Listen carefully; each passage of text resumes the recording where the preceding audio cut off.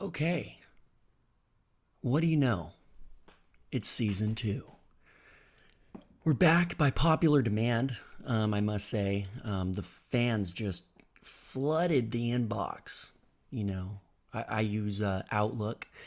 I find it has a superior security to Gmail. So my Outlook was just absolutely flooded with, hey man, it really meant a lot to me what you were doing last season on Off the Bench. Your content was excellent. Your advice was excellent. The picks were excellent. And I thought, you know what? Do I want to do it? No, it takes time, it takes effort. The editing process, frankly, it's not my favorite thing in the world, but I think I have a duty to the fans to at least give it a shot. And whether it's one episode, whether it's 16 episodes or whatever it may be, I'm gonna be right here, giving you somewhat fantasy advice. And you know what? I don't know if I'm the best guy to be giving you fantasy advice. For one of my drafts, I had eaten an edible marijuana, and I almost forgot that it was my draft. And let's just say that particular draft was a little interesting. It was a different approach. Only time will tell what the edible roster will do as far as fantasy production, but I'm not too worried about it. It's mostly about the waiver wire, as we know anyway. Now, 2021 season is upon us.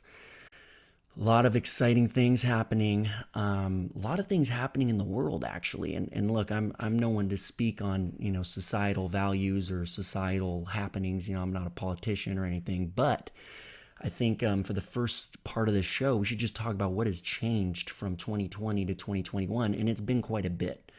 Okay, first of all, COVID's still a thing. We had all thought it would be over by now, by a long shot. It isn't. The vaccines are out. Not everybody's getting them. In fact, the vaccines don't even seem to be that effective at avoiding people catching it. But for as far as it being deadly, it is. I'm not going to spread any misinformation or anything like that, so I'm just not going to talk about it, but it's interesting, okay? And it's interesting what it could do potentially to the NFL season, because you see these teams all getting vaccinated. You see cases of players that are thinking about getting vaccinated, or maybe they're against getting vaccinated.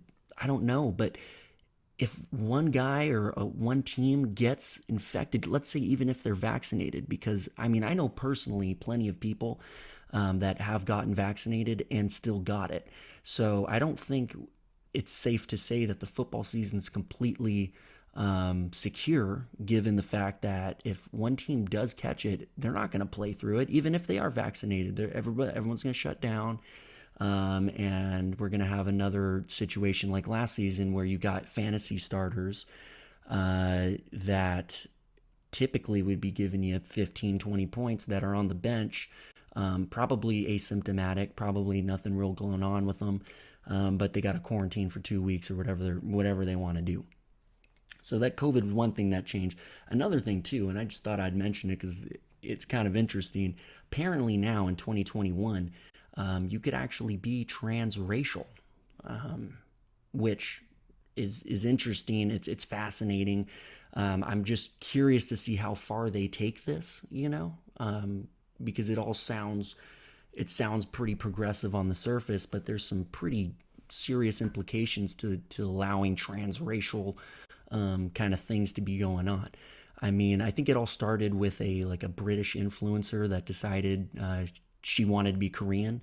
Maybe she just really enjoys the kimchi. Maybe she enjoys, I don't know, Korean barbecue. I don't know. Look, there's plenty to be excited about in Korea. All I'm saying is that this influencer literally got plastic surgery to her eyes, and I don't know, maybe to her face. And I want to see the pictures, because let's see what modern medicine can do to literally change someone's ethnicity. And to say the least, I took a look at the photos. She ain't gonna get the friends and family discount at the local Korean joint. Okay, I don't think she's fooling anybody. Now, if it makes her feel better, more power to her. Who knows how much she spent on those surgeries. I'm sure it was a lot. I'm sure it wasn't a botched surgery. I mean, the surgeon did as good a job as he or she could have done in the situation, given that a white woman wants to become Korean. I mean, that's a tall glass of milk. That's what they say in the Midwest. That's a tall glass of milk to do for any surgeon. So I give him credit, give him or her credit. But what's even more interesting about this transracial thing to me is the fact that at first, all the big public SJW universities are going to be on board. They're going to be supporting it. They're going to be all for it until they get about 40,000 Cherokee Indians applying for the fall semester.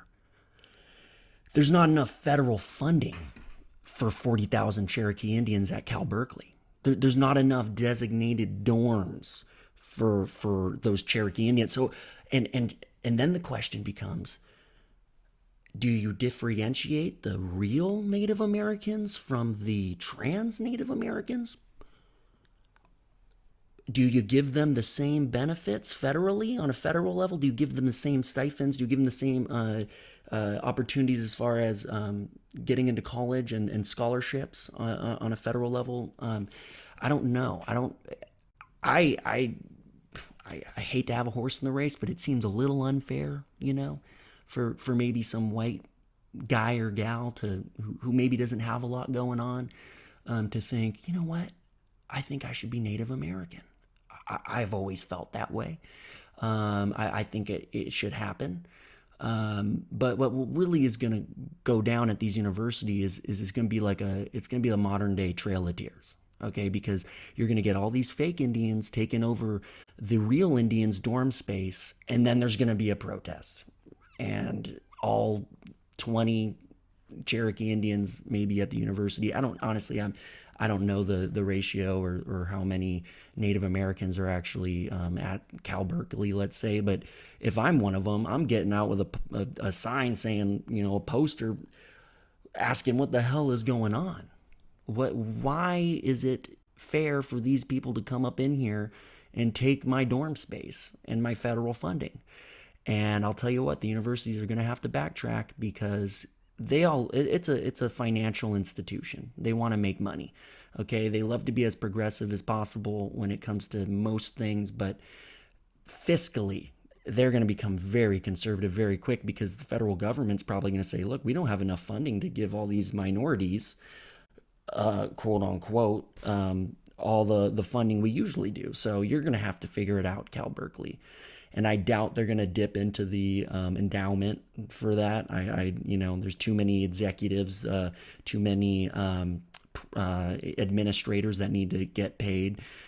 So I doubt that'll happen. But anyways, fascinating stuff. 2021 is looking like it's going to be maybe even crazier than 2020. Fingers crossed, we get some entertainment, I guess. You don't even need to watch reality TV anymore. You just go on Instagram and just scroll through any feed, and it's full of just content for everybody, okay? Anyways, enough of that nonsense, okay? This is Off the Bench. This show's about football, okay? And I mostly last season was about fantasy football, but I think I'm going to stray a little bit from just fantasy to football in general and maybe even sports, just because, like I said, I don't know if I'm the best to give fantasy advice. I this season I'm a little bit more flippant than I have in the past about my research and whatnot, but I probably still know a little bit more than the average Joe, so I'll give it a shot. Anyways, let's talk about the first game of the season that's in the books. Right now, this is being recorded after the Thursday night showdown between the Buccaneers and the Cowboys, opening night. Hell of an opening game, I must say. And honestly, I don't know if I'm more impressed by Dak Prescott coming back from that ankle injury and orchestrating his offense against the supposedly very tough Tampa Bay defense. I don't know if I'm more impressed by that or if I'm more kind of let down by the Buccaneers defense, because if you look at episode 1 of season 1, I was talking about the Bucs defense leading them to the Super Bowl. And they did, and they won. So, I would say I told you so, but who cares? It's not like the most crazy prediction anyone could have made. Anyways, I'm pretty sure Dak tallied, 3 touchdowns, 403 yards, and 1 interception. And mind you, he had no help from Ezekiel Elliott. Okay, Zeke was not eating his cereal or his Wheaties or whatever he eats pregame usually, because he had 11 carries for 33 yards. 3-yard average exactly on the dot. No touchdowns. I think he had a couple receptions for like 6 yards. Little dink and dunk and pass. I don't know. But when you don't even have your all-star running back producing, and Dak still goes out there and makes CeeDee Lamb look like the next Jerry Rice, it's looking good for Cowboys fans. Okay, it's looking good for Cowboys fans. In fact, if the Cowboys didn't have a secondary that was Swiss cheese, or they didn't have a kicker who's about as accurate as Stevie Wonder at archery practice, they would have won that game, and they would have won it handily. Okay, they wouldn't have had a tough go of it. The Bucs didn't look that good. Tom Brady looked great, and I do want to say this. Tom Brady's 44 years old now. He turned 44 in August.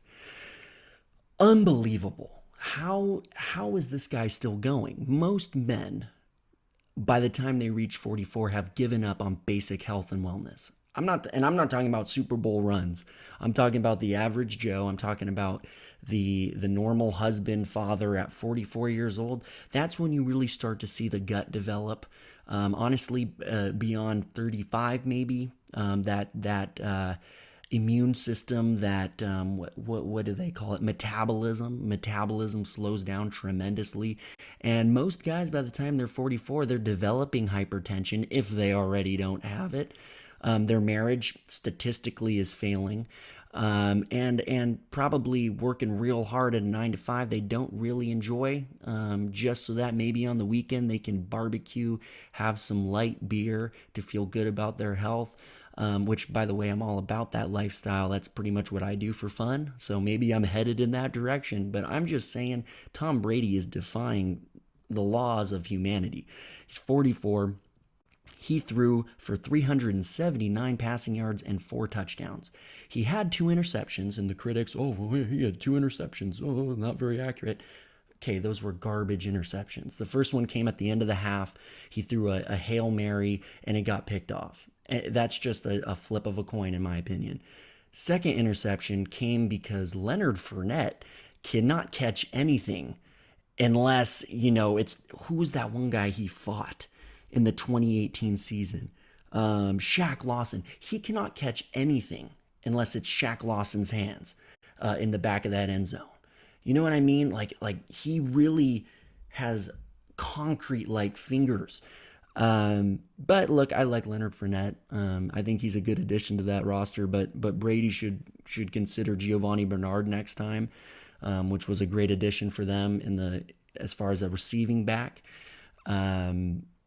Pretty sure Giovanni Bernard is actually like 3rd most receptions by a running back since like the 2013 season. So throw to that guy.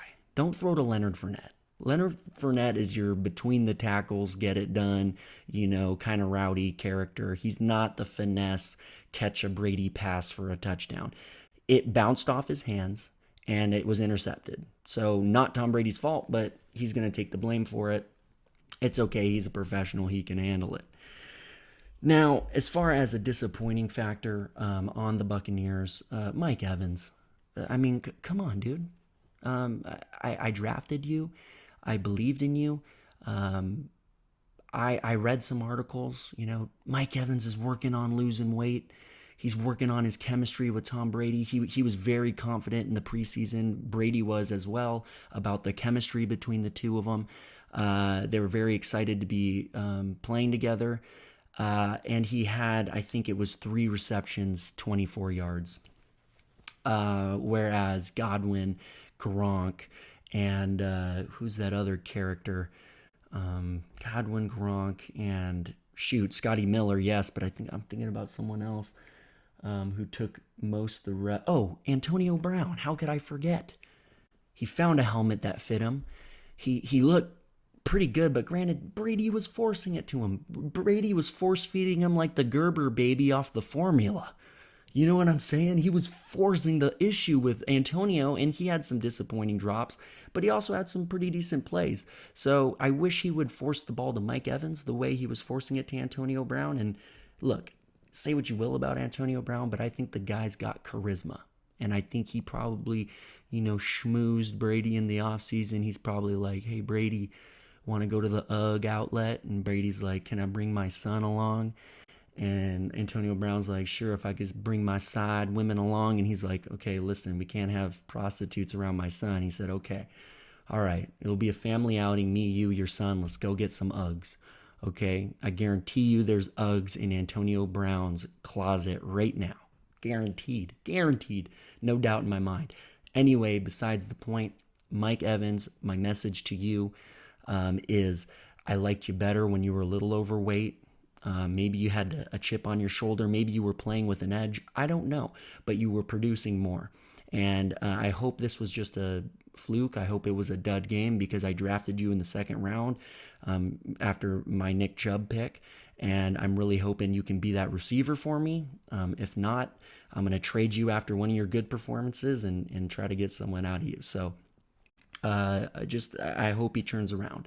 But as of right now, this slimmer, more improved Mike Evans did not do much, unfortunately.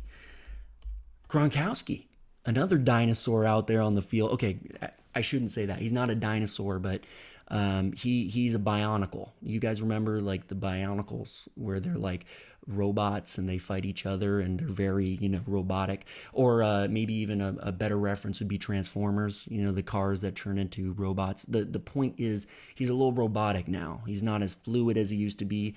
He's got braces the size of Oklahoma on either kneecap. He moves slowly, but I'll tell you what, his hands are as good as ever. I mean, we all saw that one-handed catch. It was beautiful. We saw his 2 touchdown grabs. I think he might be on some of the banned substances from the NFL, but I'm not going to accuse anybody of doing that. In fact, if he is, I like it. I like seeing him back in action. The Brady Gronk connection is legendary. I hope it's one that carries on all season. I don't think it will. I don't think Gronk has the physical stamina to keep putting up performances like that. But if he can be a red zone target for Brady, that's perfectly fine. I don't think anyone would be complaining about that. I think I would be remiss if I didn't talk about the Los Angeles Chargers. Okay. You see the jersey I'm wearing? Justin Herbert, legend. Okay. There's a lot of reasons to be excited about the Chargers, and I know I'm biased. Everybody knows it. I don't care. The Chargers are in a position to actually make a playoff run. Okay, granted, they do have the Chiefs in their division in the AFC West, and they also have the Broncos, which I think are going to be an underrated presence in the AFC this season. They got a really solid defense. Von Miller returning from injury. But the Chargers, Justin Herbert, okay? And look, I got this jersey immediately. I got it because he is my quarterback, okay? He's got the flow. He's 6'6", 237 pounds. He's mobile. He's patient in the pocket, which, by the way, for a rookie, to be as patient in the pocket and to be able to take a hit while making a throw downfield is rare. It's almost unheard of. I mean, usually they're skittish. Usually they're quick to scramble, especially a guy as athletic as Herbert. They're quick to scramble, but he's not. Scrambling is a last resort for him, and guess what? He gets it done when he does scramble. He had 5 rushing touchdowns last season. He had 31 passing touchdowns last season. He only had 10 interceptions. Okay, so that's 36 total touchdowns, 10 interceptions. That's elite numbers for anybody, let alone a rookie. Okay, he broke, I think, almost every rookie record besides passing yards in a season. So statistically, it's the greatest rookie performance the NFL has ever seen. But of course, Justin Herbert doesn't get the hype because he's a quiet guy. And that's another reason why I like him. In his free time, he's doing what I'm doing. Okay? a good red-blooded American. He's out there by his Traeger smoking briskets. Okay, I love it. That's my quarterback. I couldn't believe my eyes when I saw him post that on Instagram. I responded. I highly doubt he saw it, but I said, Justin Herbert, I love you. Okay, I didn't say that, but I said, I'm getting your jersey. You're the best. That brisket, you might want to leave it on a little bit longer. Okay, it's looking a little tough, but it's okay. If we ever meet one day, we can have a brisket off, and I'll show you how to do some barbecue. You know what I'm saying? Anyways, though, besides the point, he was 22 years old when he made that happen. He's actually born one day before me. He's March 10th. I'm March 11th, 1998. It just can't get better for me as far as a fan. I'm on board. And if he, God forbid, ever left the Chargers, I'm a fan wherever he goes. If he goes to the Bengals, I don't care. I mean, Joey Burrow's already there, so never mind. But you know what I'm saying? Like, I'm going to be a fan of that team because I'm all on board with Justin Herbert. And if he wasn't such a quiet guy, he would be getting the hype. Like, look at Baker Mayfield. He got so many. I saw more Baker Mayfield commercials than any athlete I can remember. You see him in the empty stadiums cleaning it up. Oh, I think it was like Allstate or fucking some insurance commercial.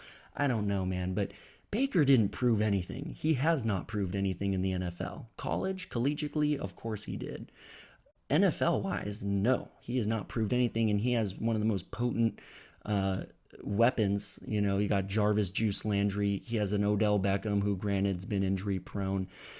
He's got Njoku. He's got all sorts of characters. Okay, Nick Chubb. He's got characters. Okay, if this is Marvel Comics, this is the Avengers of an offense, and Baker hasn't done anything with it. Herbert with aging Keenan Allen. Mostly injury prone Hunter Henry, Austin Eckler, who's a great running back, but by no means one of like the top 5 running backs you would say in the league. And he still made it happen. Okay. And he's a rookie. He's got that leadership factor that not a lot of quarterbacks have, because most quarterbacks nowadays are all flashy. They want to be the, like, you know, bling bling sort of thing. Kind of like, I'm going to rush more touchdowns than my running back sort of thing. And whatever, I get it. I get the appeal.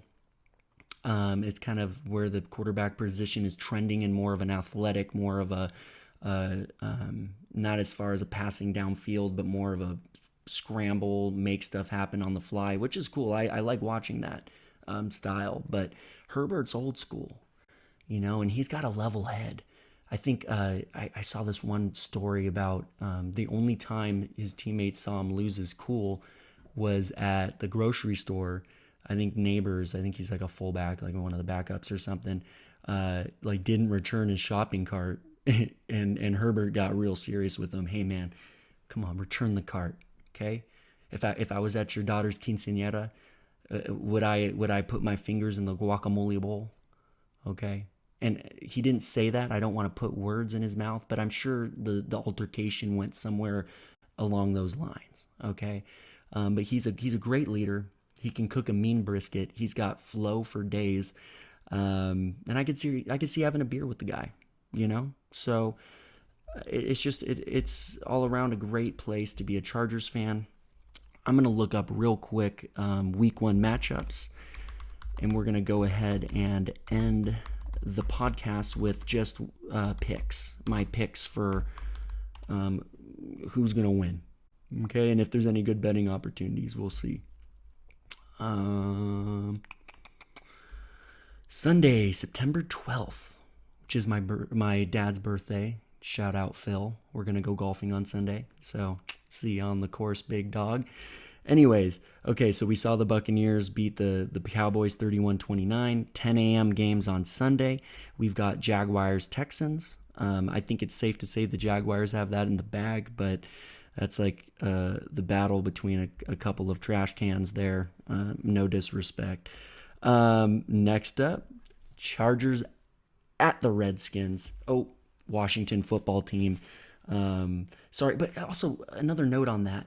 Isn't it ironic, this whole transracial thing? Like white people can become Korean, but a football team just saying calling themselves the Redskins is racist. But but a white person literally appropriating, and I'm not talking about cornrows, I'm talking about literally appropriating a culture is now okay.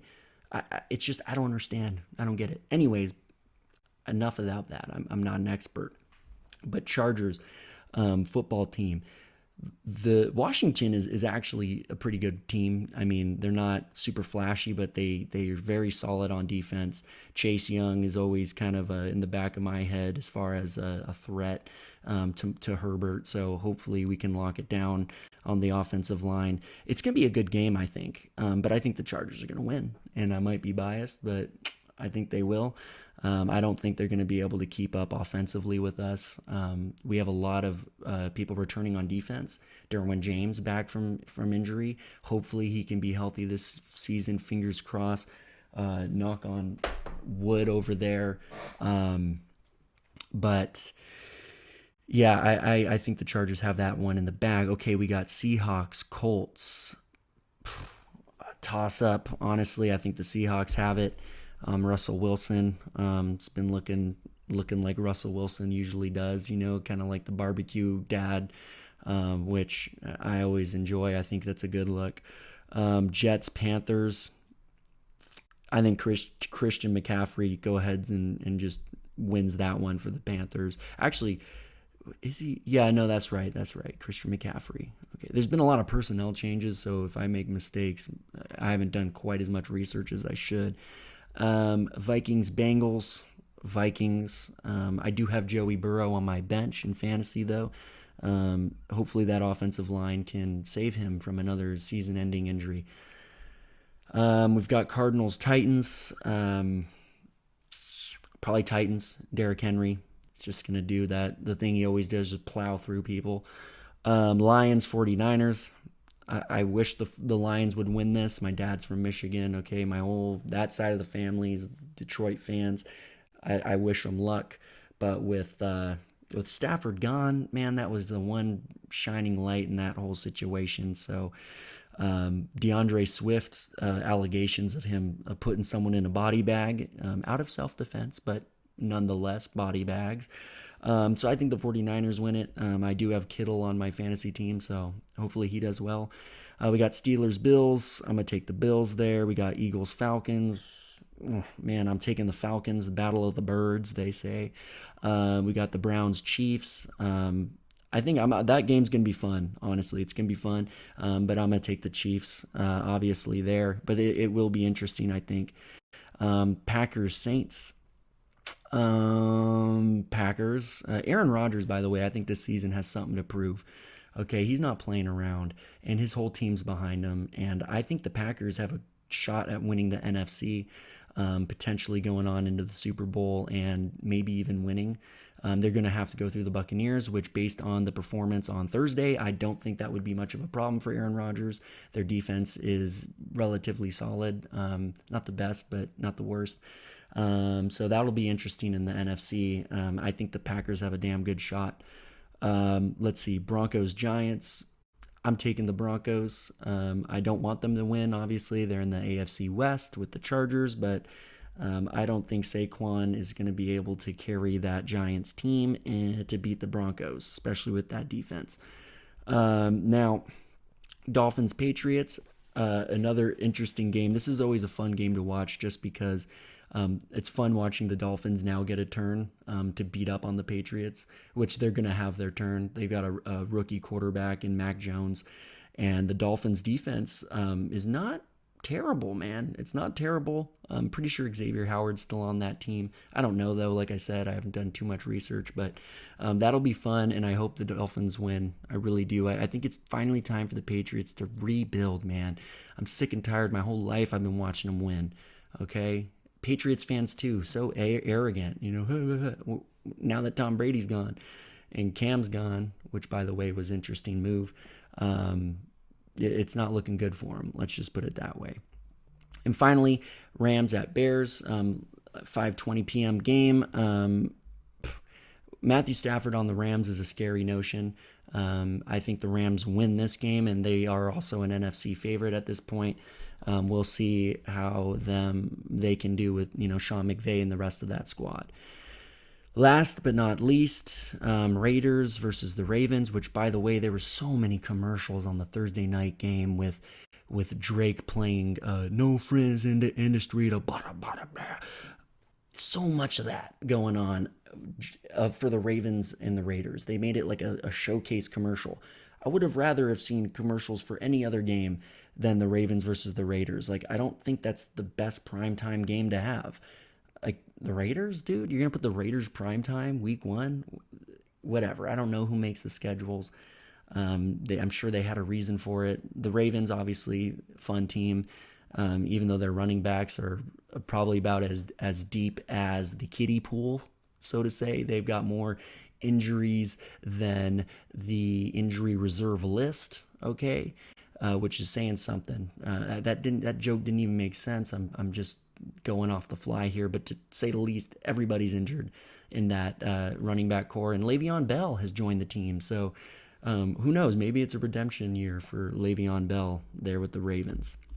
Anyways, that concludes the list of games that we got going on. As far as fantasy advice, there's so many experts online. Just type in week one, should I start Joey Burrow or Justin Herbert? Surprise, 99% of experts. I don't know that for sure, but I'm going to say it.